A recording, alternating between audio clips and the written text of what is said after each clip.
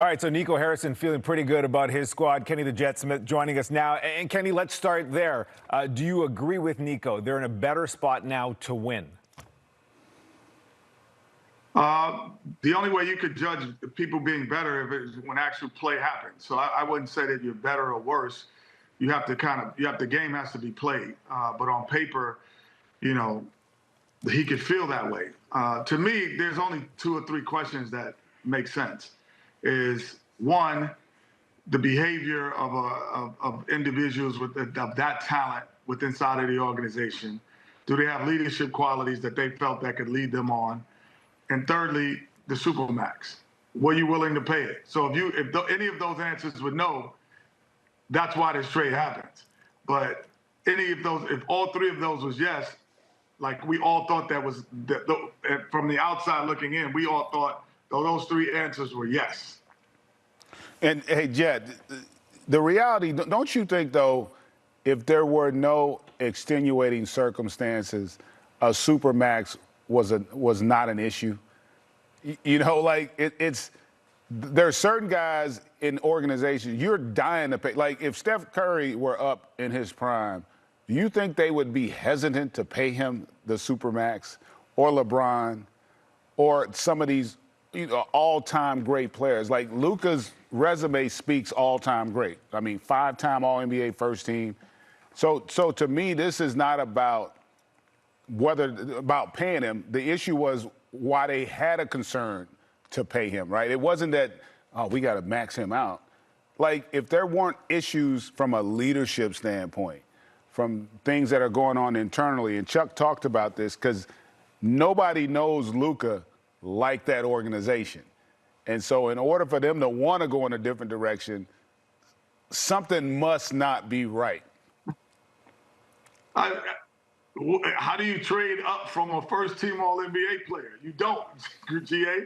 You don't trade up. You could equalize it. At best, you're going to be the same because the guy's first team, like you said, All-NBA.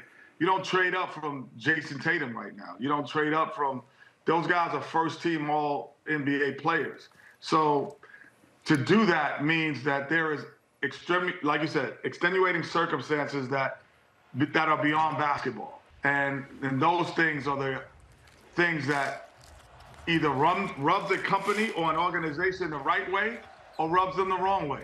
I've been in the league long enough as well, Greg, where we had a coach of the year one time, Don Chaney, bless his soul.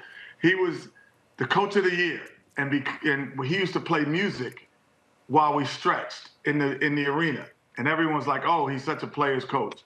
The very next year, he played music, and they were like, he has no control over the team, and they fired him. So it's just how you view things. So, for the Dallas Mavericks, there was a view, obviously by Nico as well, to say that there's something internally that he's not doing to help us stay at that level, even though he's playing at that level.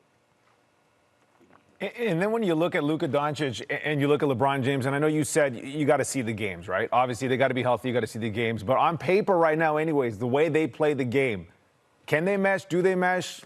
How do you see that playing out? Well, both teams are going to play differently because now the Dallas Mavericks will play a little bit more traditionally, where they don't, if you look at the time of value of the ball that Luka has in his hands, that's not a traditional way of playing. The only player that's really played like that his whole career at one time was James Harden, where he had the ball that much. LeBron didn't even play that much with the ball prior to the last couple of years. So it's just no one plays that way, so they'll play more traditional. Now, I just don't think the Los Angeles Lakers they're going to stay fit because there's still some other moves. I think both teams still need pieces to get to where they're going, but they do have assets to make it happen because now you don't have size in the front court that the Lakers, they don't have it. So now what are you going to do? So there are going to be some other moves, I think, if they're trying to be on a championship year this year. And with LeBron James, every year has to be a championship-type year. Kenny, you make a great point. The one thing about it when you look at, what you need, it's always relative to who you have to beat. right? And so if you look at the Western Conference, if OKC is the juggernaut, they're the favorite. It was a team you beat last year in the postseason when they were also the 1 seed. Now, they have definitely improved as well, but ultimately it's going to be about, okay, how do we match up with the Joker in Denver, right? Because that's got to be a concern. You're going to have to be able to be strong at that center position. OKC and Dallas now both address that.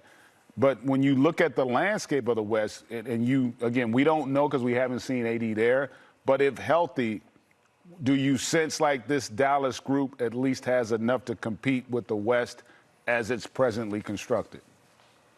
You know, the one thing, yes, I'll answer the short term and the long term. Yes, they have enough to compete. You know, Anthony Davis is a first-teamer, all-NBA performer when he's playing at his best. Now you have, like you said, a traditional lineup. P.J. Washington is very underweight rated, and we all saw what Gafford and Lively can do in a playoff setting. They could change the dynamic. They have guys coming off the bench with Dinwiddie and Christie. But the question is, with AD is, there's 15 outfits in AD's closet that we know we're going to see. And that is what we sometimes can be concerned about. And if we don't see his outfits and we don't know what he's going to wear to the game, then he is an all NBA type performer. And so you don't drop off. And only being 31 years old, he's been in the league a long time, but he's 31 years old because he came out his freshman year out of Kentucky. So he's a lot.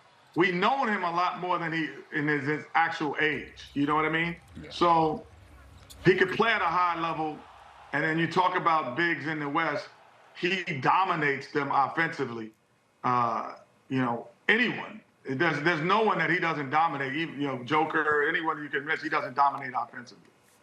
We're talking to Chuck. Got one more question for you. He was saying Anthony Davis should be pissed, right? He goes, Luka Dončić should be pissed. You've been traded before, so you know what it feels like. Do you feel, especially with Luka, that we could potentially see the best version of him? Maybe he can figure it out with LeBron James around him, conditioning-wise. I mean, do you think maybe over the next year and a half we may potentially see the best version of Luka Dončić? Well, I've been traded, but not on the magnitude of this because it really, these guys they played at the highest level that their body and their mind has taken them to and still got traded. So that is a different mindset. At times, other players maybe haven't reached their potential or about to reach their potential, could reach their potential. That's how sometimes I was traded. It's like, oh, he could reach his potential. Let's go get him. It wasn't like, no, I'm all first team all NBA.